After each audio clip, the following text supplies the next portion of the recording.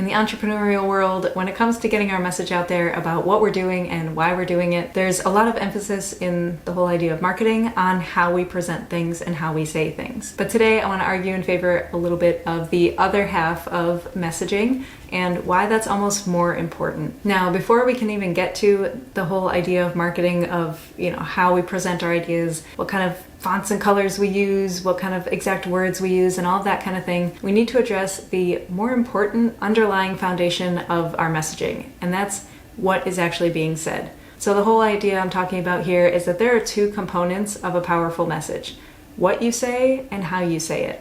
Traditional marketing tends to focus a lot more on how you say it. But today, let's talk a little bit more about what you say and then where we go from there. So of these two components of a powerful message, let's start with what you say.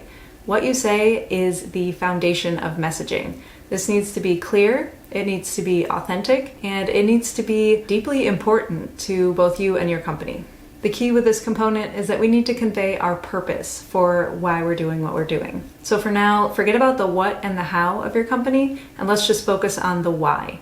The why is that purpose, and that purpose is really the foundation of your messaging and what we're actually saying. If you're familiar with the book Start With Why, or of anything that Simon Sinek has put out there, this is a big idea of his. And in one of his TED Talks, he said the line, "People don't buy what you do, they buy why you do it." Now, this doesn't have to mean buying your product specifically, but just in the broader terms of people don't buy what you do, they buy why you do it, means that people connect with your messaging, your brand, your business, your personal identity, or whatever it is, because of the reasons behind what you're doing. It's not about the flashy messaging and the tactics and all of that. It really starts with the purpose, because that's where trust comes from, that's where customer loyalty comes from, that's where that connection is formed, that's where beliefs come from. And if people identify with your values and your beliefs, then they feel that connection much more strongly with your messaging and your company, and then they're much more likely to understand what you're doing better. And that doesn't come down to how you say it comes down to what you're saying, that purpose. So when you're thinking about your messaging and how you're presenting yourself out there in the marketing world or in social media or whatever it is, start with this